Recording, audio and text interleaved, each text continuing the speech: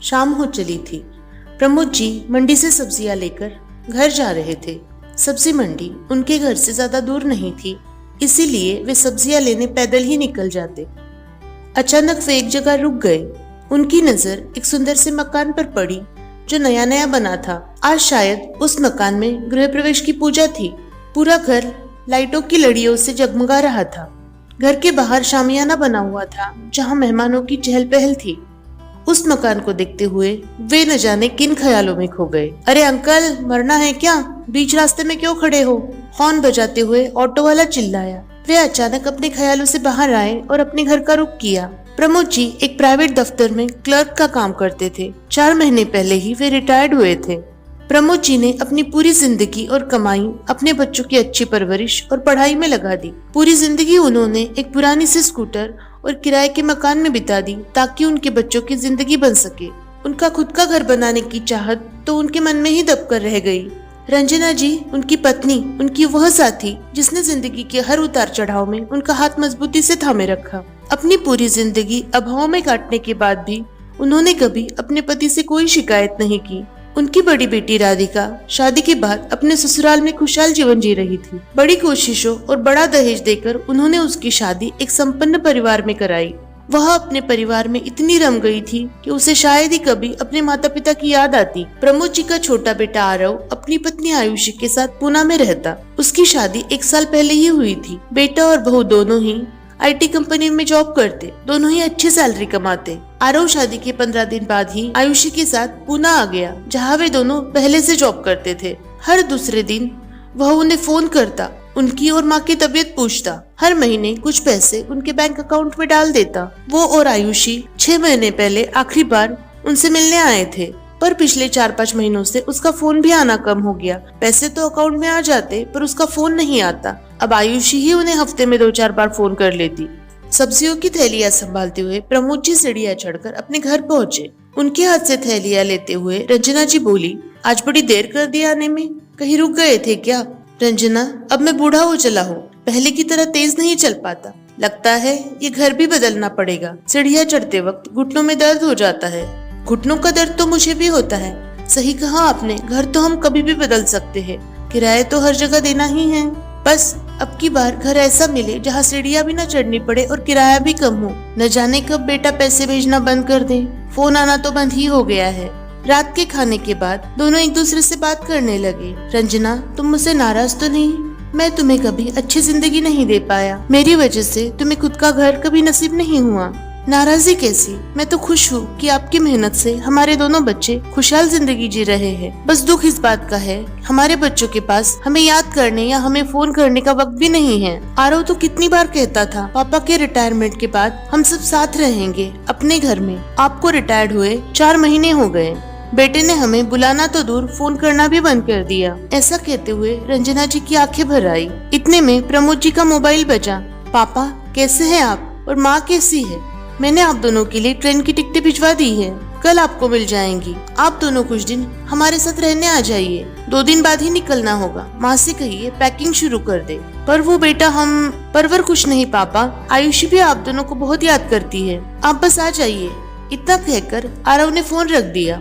देखो, तुम तो खामखा ही रो रही थी। तुम्हारे बेटे ने हमें साथ रहने बुलाया है। सामान बांधना शुरू कर दो, 2 दिन बाद निकलना है। प्रमोद जी रंजना जी को समझाते हुए बोले।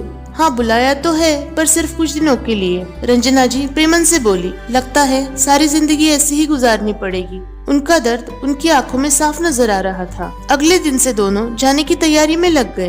पूरे 6 महीने बाद वे अपने बेटे से मिलने वाले थे। रंजना जी उन दोनों की पसंद की मिठाइयाँ और लड्डू बनाने में जुट गई और प्रमोद जी उनकी मदद में। 2 दिन बाद दोनों स्टेशन पहुँचे। ट्रेन में बैठ गए। प्रमोद जी ने बेटे को फोन लगाया। हाँ बेटा, हम ट्रेन में बैठ गए हैं। ट्रेन टाइम पर है, हम समय से पहुंच जाएंगे। वो तो ठीक है पापा, पर मैं आपको लेने स्टेशन नहीं आ पाऊंगा। आप दोनों ऑटो से आ जाना प्लीज, मैं बहुत बिजी हूँ। ठीक है बेटा, जैसे तुम कहो, कहकर उन्होंने फोन काट दिया। जब बेटे के पास हमारे लिए समय ही नहीं है तो न जाने हमें बुलाया क्यों, वे बुदबुदाए। प्रमोद जी ने डोरबेल बजाई। आयुषी ने दरवाजा खोला। सफर कैसा रहा पापा? आप दोनों बैठिए, मैं आपके लिए चाय लाती हूँ। सामान रखकर दोनों सोफे पर बैठ गए। आयुषी चाय ले आई। चाय पीकर तीनों आपस में बातें करने लगे। बेटा, आरव नजर नहीं आ रहा, अभी तक सो रहा है क्या? नहीं माँ, वे तो अभी अभी घर से निकले हैं। आज उनके दोस्त के घर पे फंक्शन है, सो हम दोनों ने ऑफिस से छुट्टी ली है। उनकी मदद करने के लिए ये जरा जल्दी चले गए। आप नहाकर फ्रेश हो जाइए, नाश्ता करके हमें भी निकलना है।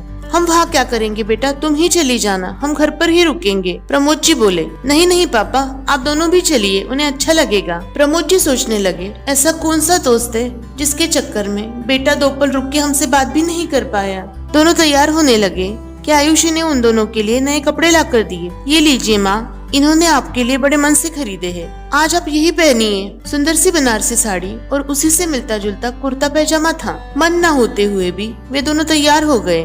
आयुषी ने ऑटो वाले को एड्रेस समझाया। आयुषी के साथ दोनों ऑटो में बैठ गए। करीब आधे घंटे में वे पहुंच गए। एक प्यारे से मकान के सामने ऑटो रुक गया। मकान बिल्कुल नया लग रहा था और फूलों की झालरों से सजा हुआ था। मकान के बाहर छोटा सा शामियाना बना था। शायद मकान के गृह प्रवेश की पूजा थी, पर मेहमान तो बिल्कुल नजर नहीं आ रहे थे। बेटा, क्या हम बहुत जल्दी आ गए? प्रमोद जी सकुचाते हुए बोले। अचानक आरव उनके सामने आ गया। बोला, चलिए पापा, अंदर चलते हैं। इतने महीनों बाद बेटे को देखकर उन दोनों की आंखें खुशी से भर आई।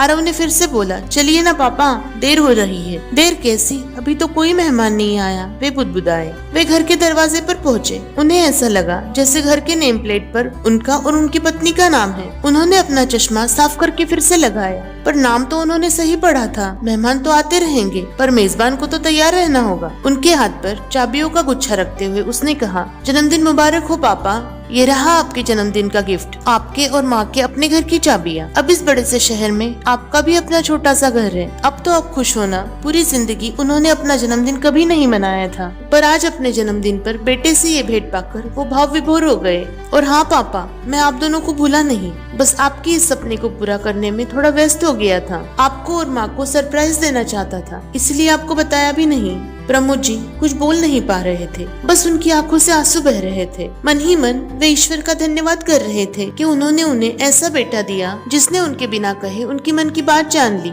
और उनके उस सपने को पूरा किया जो आज तक अधूरा था। उन्होंने आरव को गले से लगा लिया और बोले, सदा खुश रहो बेटा, मेरा आशीर्वाद हमेशा तुम्हारे साथ है। उन तीनों के चेहरे की खुशी देखकर आयुषी भी खुश हो रही थी। वो आरव को चिढ़ाते हुए बोली, अब क्या यही खड़े रहने का इरादा है? पता चला आप सबकी बातों में पूजा का मुहूर्त निकल गया।